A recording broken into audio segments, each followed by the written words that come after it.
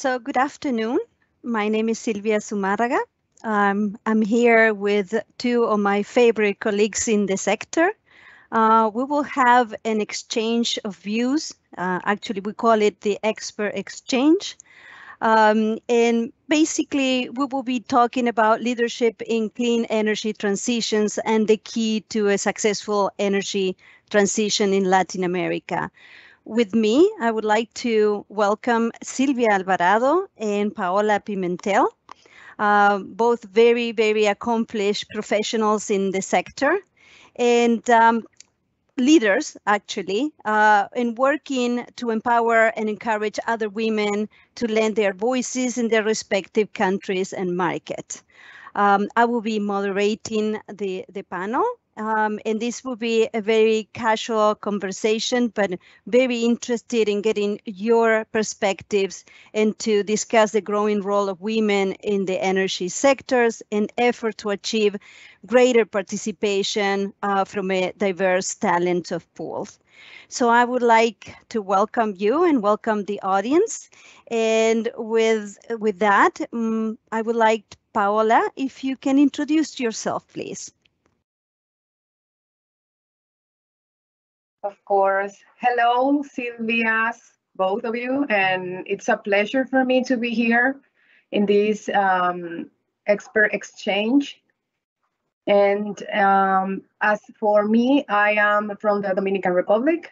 I work currently in Acción Energía in the Department of Business Development for the Dominican Republic. And I am in charge of most of all the greenfield projects that we have and some of the acquisitions. Also, I am a member of the board of directors of ASOFER, which is the Association for the Foster of Renewable Energy in the Dominican Republic. And I am the president of our first Women in Energy Network. We are called MER, for Mujeres en Energía Renovable RD. I have been working with from the private sector with the government, trying to build more resilient and powerful programs and policies for achieving the 100 that we want of renewable energy for the country. Thank you, Paola. And Silvia Alvarado, would you please introduce yourself? Of course. Thank you very much for the invitation to Warcilla and the initiative of Path to 100% Renewables. It's an honor for me to be part of that initiative. And it's an honor as well to be this afternoon sharing this conversation with Silvia and with Paola. As some of the people who are attending our invitation may know, I've been working on energy issues in Central America and the Caribbean for more than 30 years.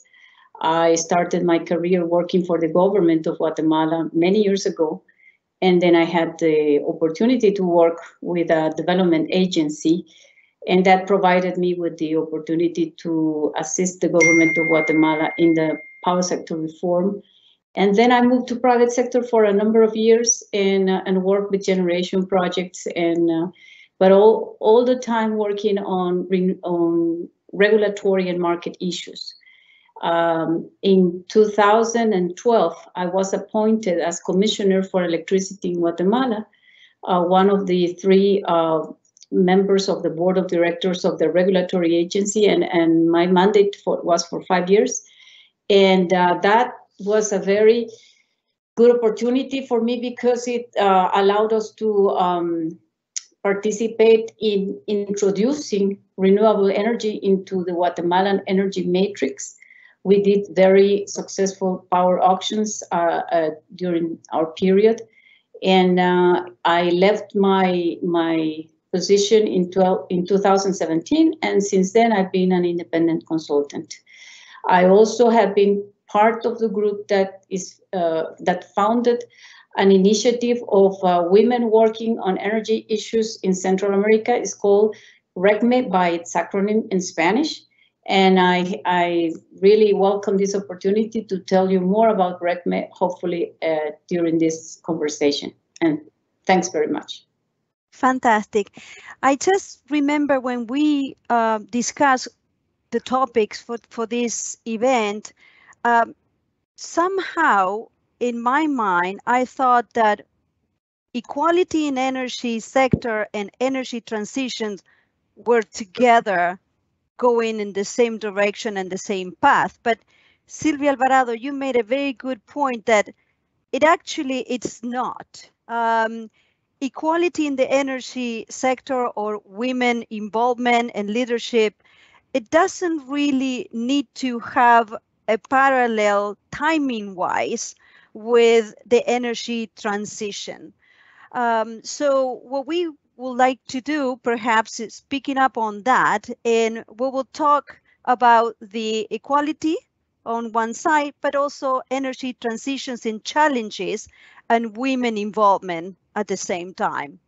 So the first question that I will have for you, and maybe we can start with Paola, can we argue that those companies with greater women participation in their management team or board of directors have better performances? I know it is a very provocative question, but if you could elaborate from your perspective or your particular experience, what are your thoughts regarding that?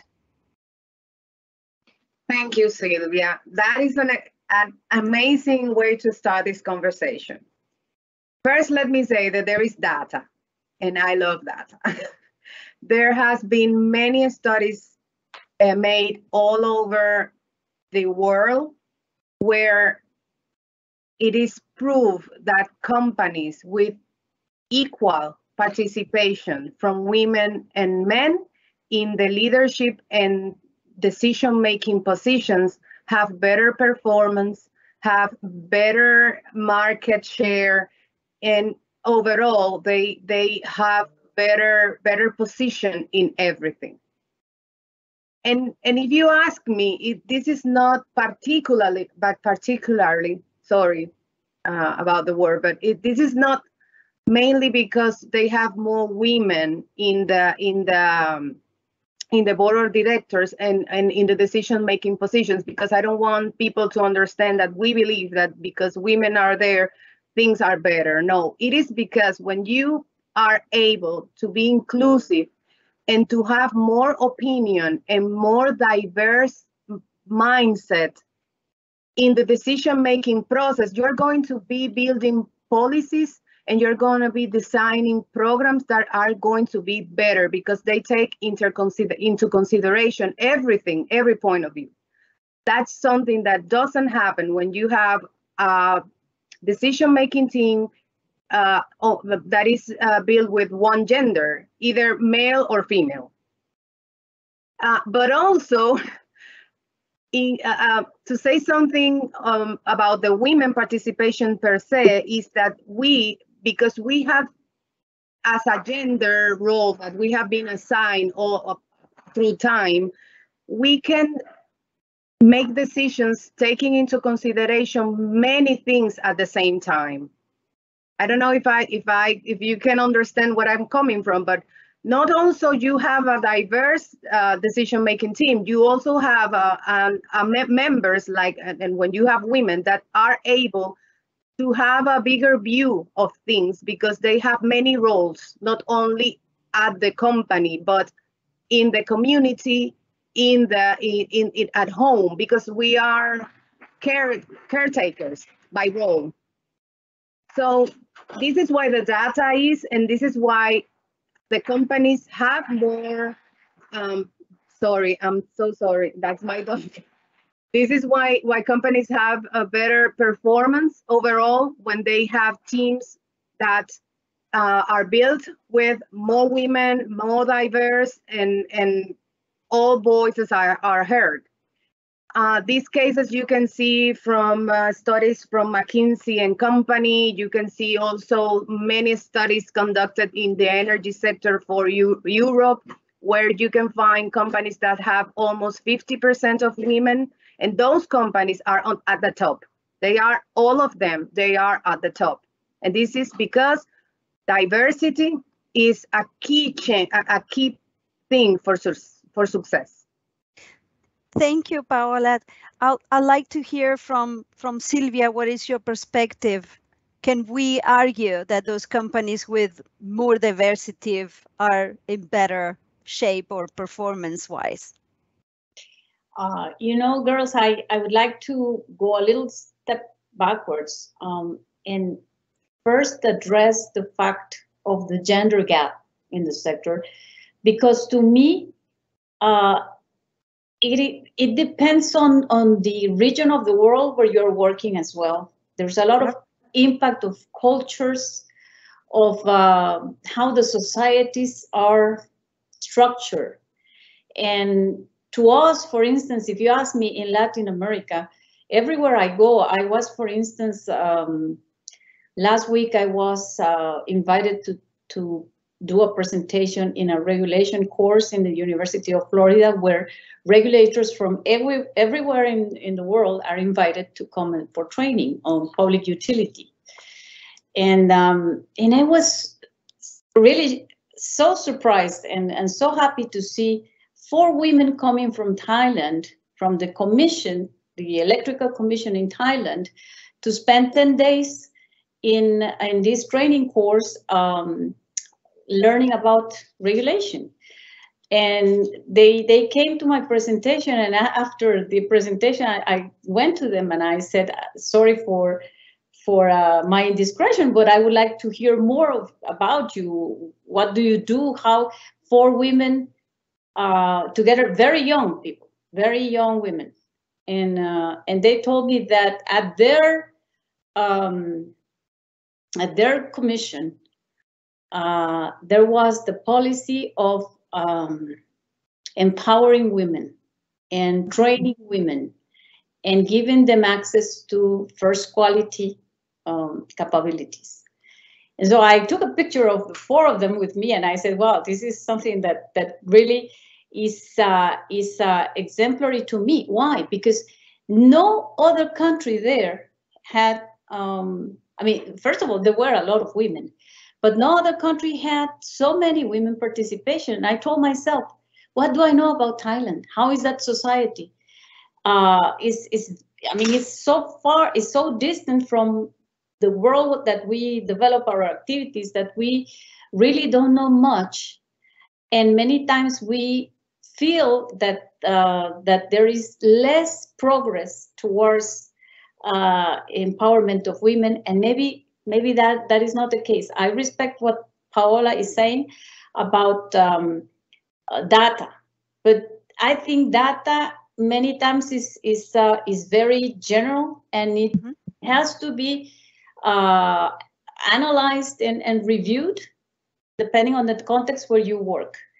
In Latin America, which is where we would like to progress more and do more, my own feeling is that there has been a lot of progress in terms of women leadership. In my particular case, when I was a commissioner, the commission had 3 directors, and we were 2 women and 1 guy. He was always complaining that he was a minority, and definitely he was.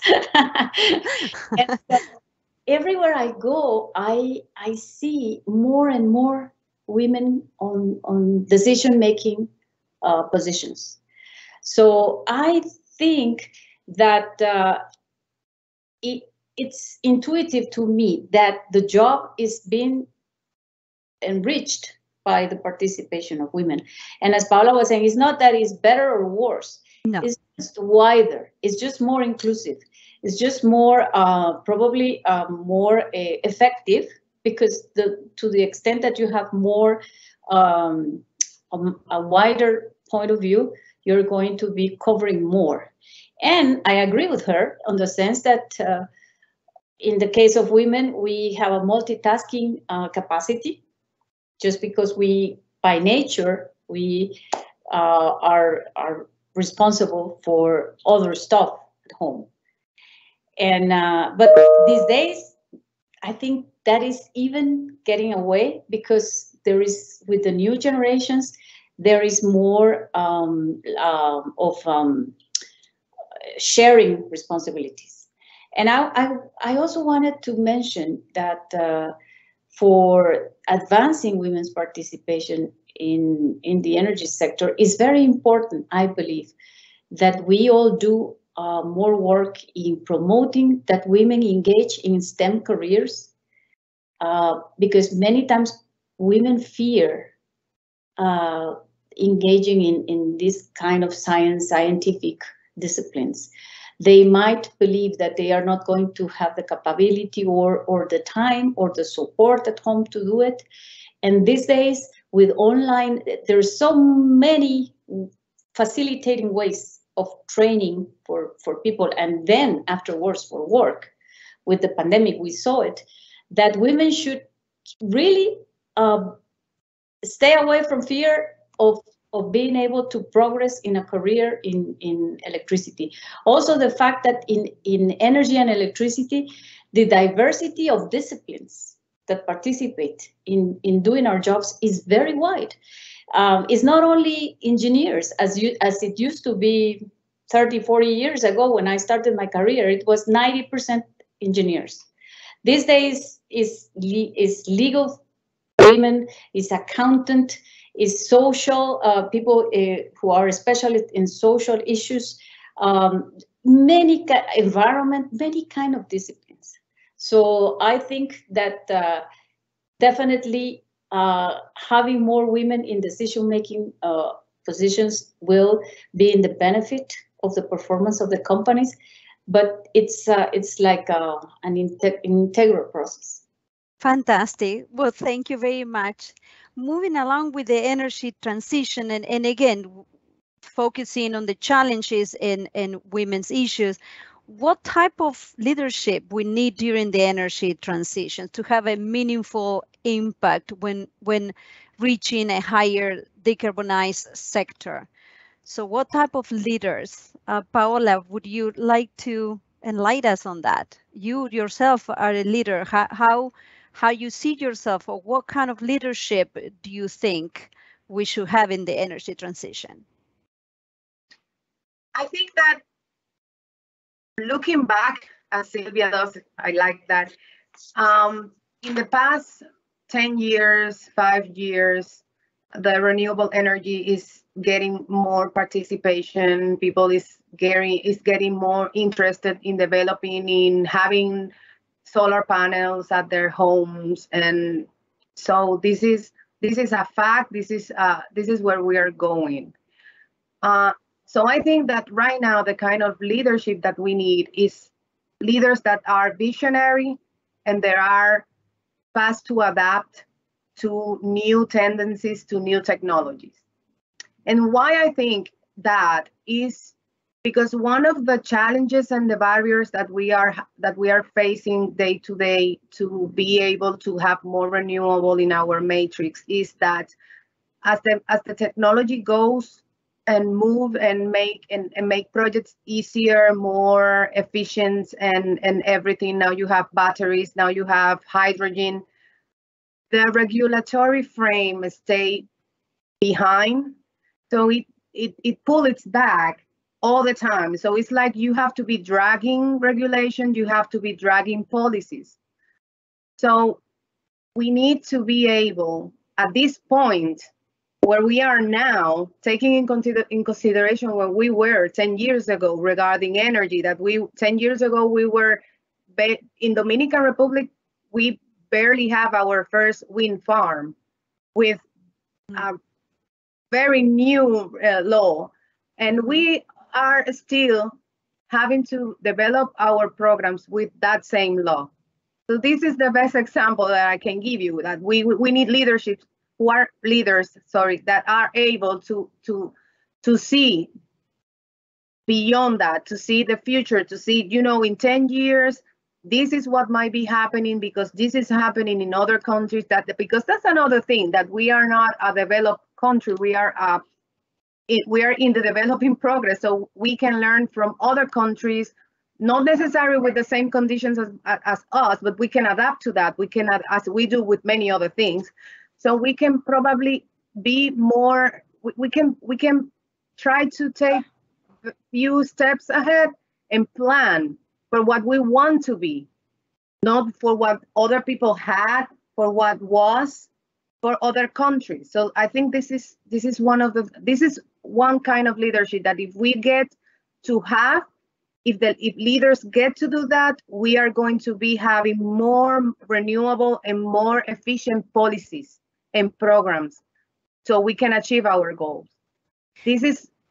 Sorry, it's okay. You can say it. No, yes, the more I hear you, the word balancing, I almost think that women have that capability of balancing, and you can equate that to balancing the actual system. With the entrance of renewables and all that commotion and intermittency, something has to balance the system. I want to believe that the company that I represent, we do have solutions to balance, and our technology has been balancing. And I want to equate to the fact that women, we do balance by bringing a diverse set of thoughts.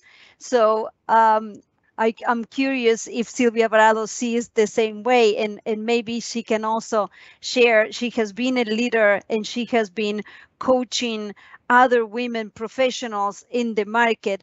What type of leadership would you say that we need in this transition? Precisely what Paula was saying, I totally agree with her. It's long-term vision, Silvia.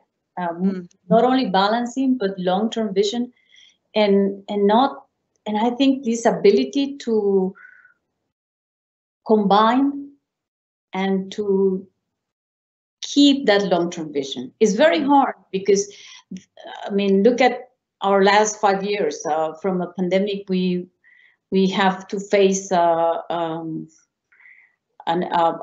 geopolitical issue, and then now we are facing the recession, and then who knows what else we have to be facing these days.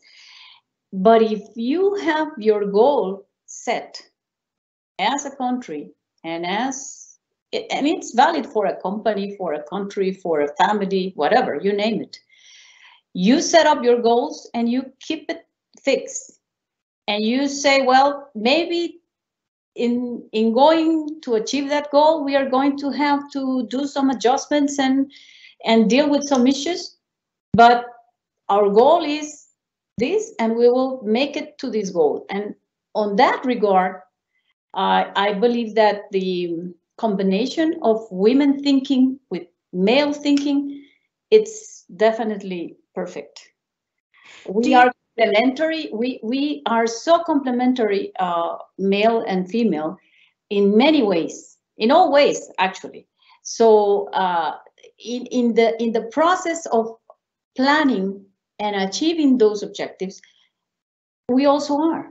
So I think that the ability of men who recognize that attribute in female leaders is great, because they are going to go precisely where they need to go.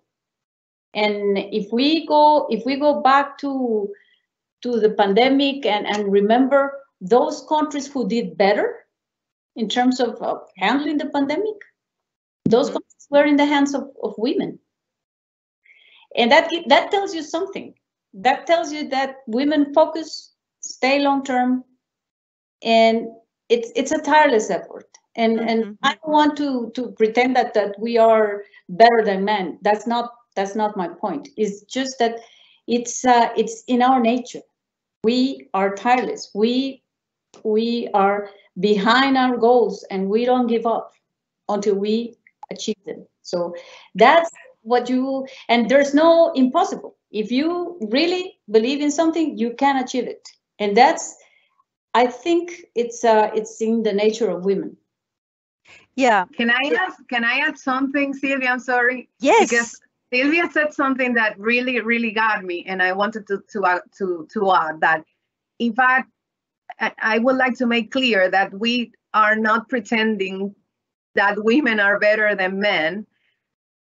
We are mentioning that our multitasking abilities are good for and can serve for the company, but also men have other set of qualities that women don't have that are big to their gender.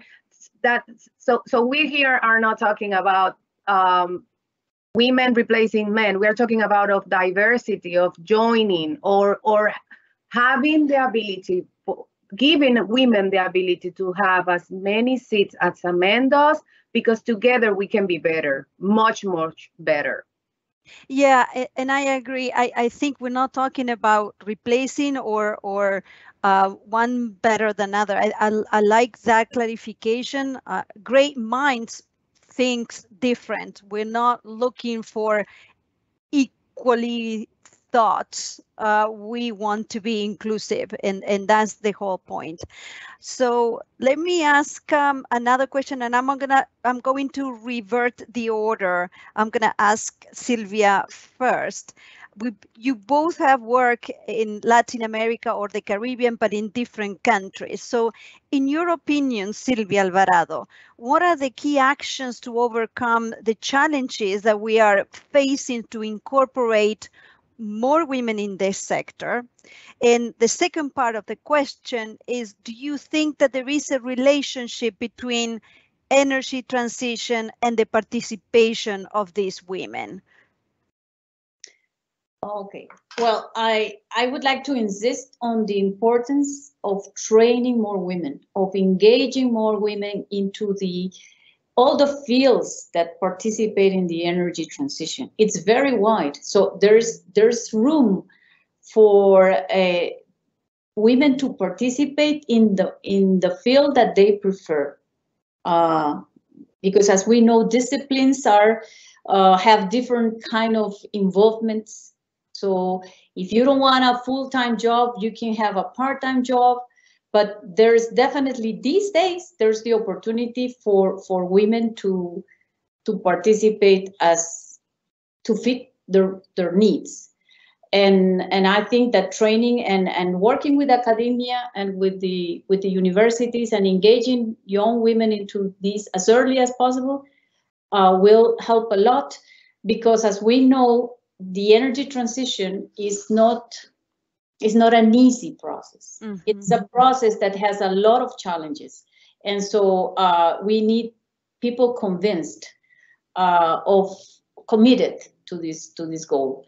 And I also have to be very, very bold about saying that, in my opinion, since money rules the world, these days the financing institutions are very strict, very oriented to promote clean sources of energy and energy transition. So any country, any society, any group that wants to move forward these days needs to be sensitive to the fact that the planet demands very clear action on moving towards cleaner energy sources. And no matter if you have to do some breaks in the way, but your goal has to be to get there sometime, and the sooner the better.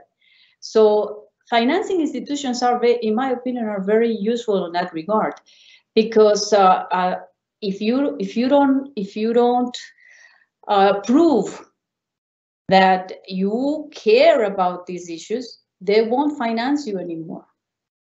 And I think that is very important to face diversion, because I mean, we humans are diverted very easily. So the minute that there is distraction or an issue like let's say technology prices go up again, and people will say, no, those aren't competitive sources of energy, or other sources are cheaper, or whatever, that's short term. But financing institutions will oblige you to continue to look in the long run, because I think the history has proven to us that if we don't do it, we are going to be facing serious issues. So I believe that financing and lending institutions are a very powerful instrument these days. Fantastic. Paola, before you answer the question, I remember when I met you, you had your first baby and it was the beginning of the pandemic. So when I think about challenges in the sectors, you were a professional in the energy sector trying to work, have your baby at the same time. Has maternity be a topic of discussions in your daily work or when you are trying to accomplish your projects in your company? Yes, Sylvia, I remember that our first expert exchange, I was yes, recently gave birth to my little girl. Yes, actually, so to answer your question, yes, I have to admit that even though I had all the support from my company and for all the organizations that I am collaborating with while I was on maternity leave, I was rather stressed about the situation that combining my maternity with my professional responsibilities was holding. I actually was in a pandemic. We were in the middle of the pandemic, so when I had to go back, I still was doing home office. So actually, I was balancing myself, learning to balance myself between home, baby, and job. And it was a challenge. And this is actually that's the reason why I decided to give my effort to bring gender equality to the table in the energy sector, because I could see many things that are holding women back for developing in the sector after we have a child. For example, before I was pregnant, I had to do a lot of field work, and after I got pregnant, I wasn't doing that very much because people say, no, you are pregnant, you cannot go there. And I was like, yes, I can go, because it's not like I'm doing bungee jumping or that I'm doing something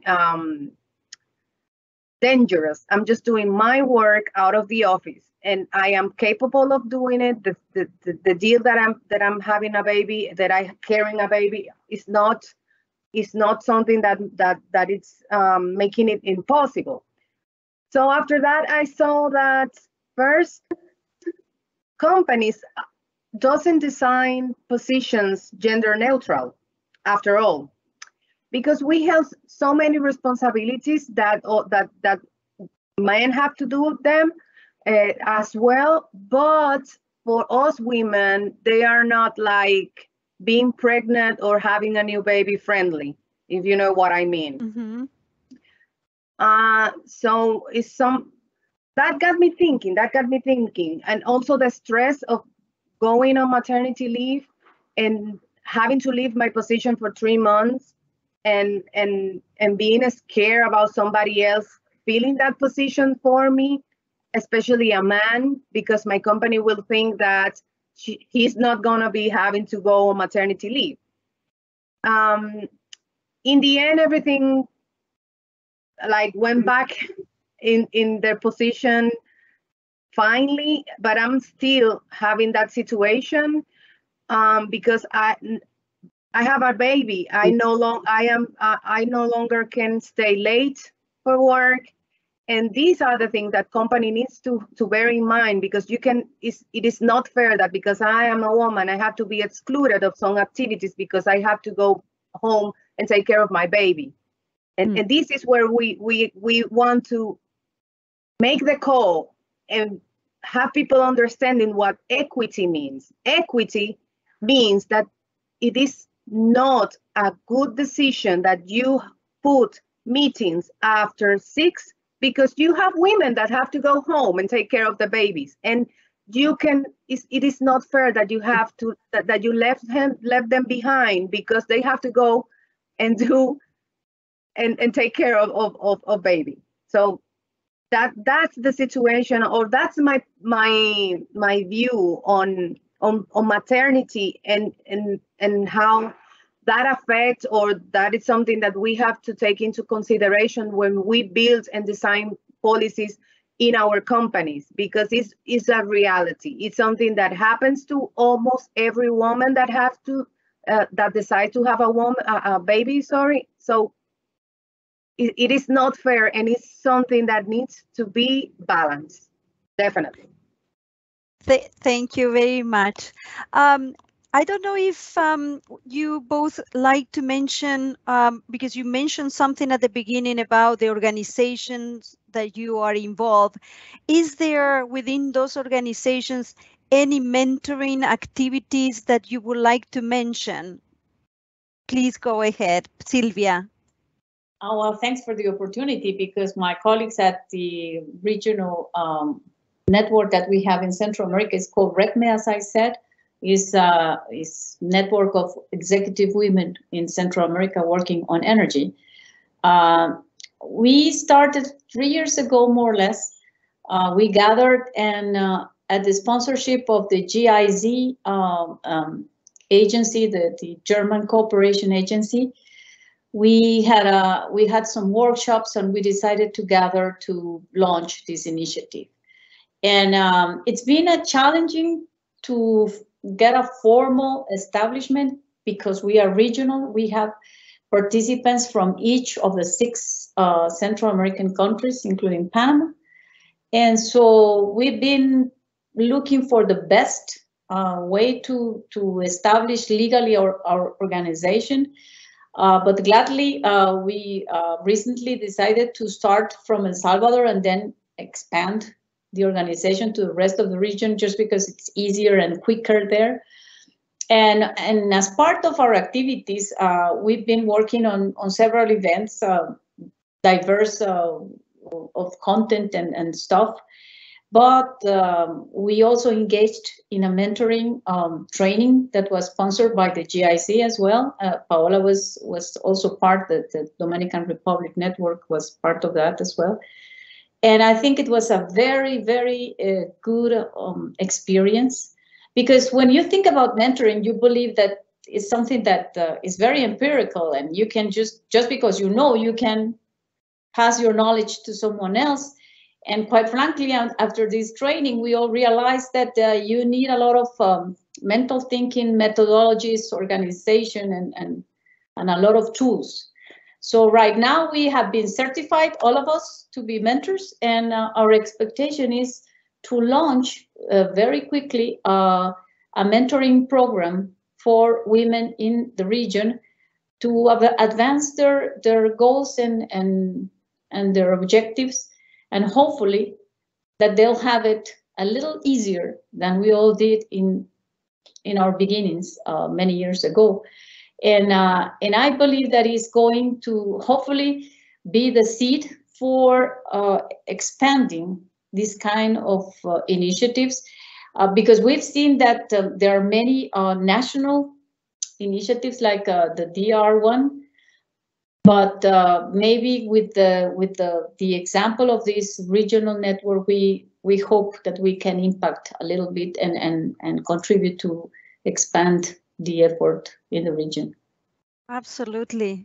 Wonderful. Glad to hear that.